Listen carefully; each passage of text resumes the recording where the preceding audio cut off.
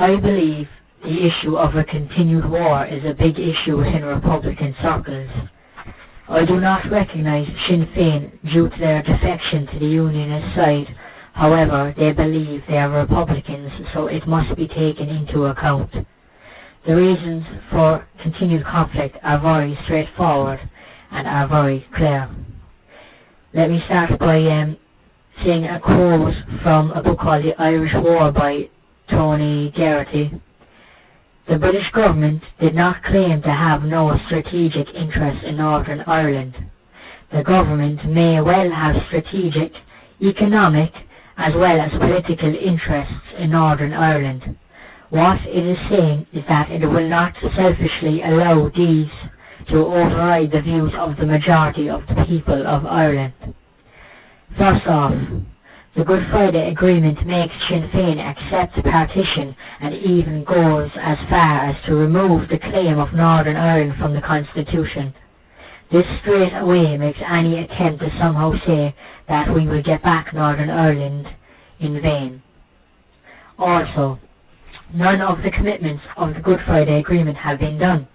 There are still Republicans being held in jails and under humane conditions, which has claimed the life of Kevin Murray and is claiming the life of Aidan Hume. Secondly, there is no peace in Northern Ireland, and there can be no peace in Northern Ireland until the foreign government leaves. There are still 5,000 British soldiers in barracks throughout the occupied 6 counties, and indeed small amounts who have been redeployed onto the streets. And there is cause for more to be deployed due to the rising threat of Irish Republicans who are fighting the war of liberation. Besides the utter failure of the Good Friday Agreement, the British are criminalising Republicans and implementing a normalisation process to make the British presence acceptable. People are realising this, and it will not fool the people. The bottom line is, British occupation is here and stated it intends not to move.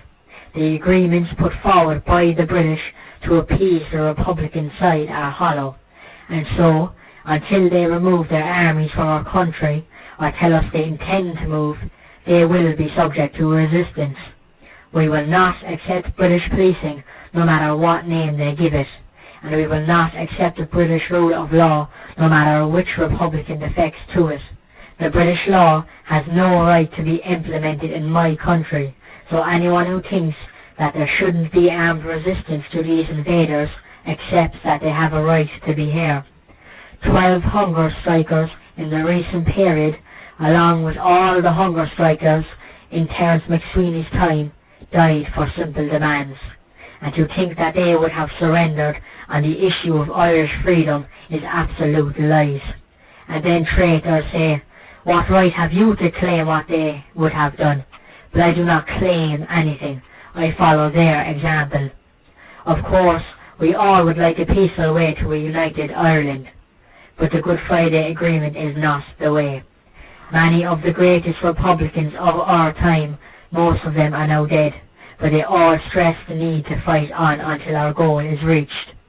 Brendan Hughes said about the Good Friday Agreement, never has so much been lost to gain so little, and has been repeated by other great Republicans such as Marion Price and Rory O'Braddock. People should stop hanging on to the idea that the Good Friday Agreement will achieve anything. Jerry and Martin are paid servants of the Queen, and while they swan around in their Armani suits and fancy cars with their villas abroad, think of what the soldiers who brought us this far have gained. I will tell you, they have memories of a time when a united Ireland was in reach.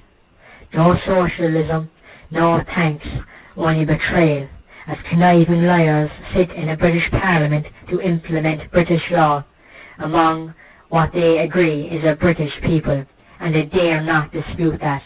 Is this truly the way forward? Thank you for listening. I hope you found it interesting or maybe amusing. That's all I'll say for now, and thank you very much.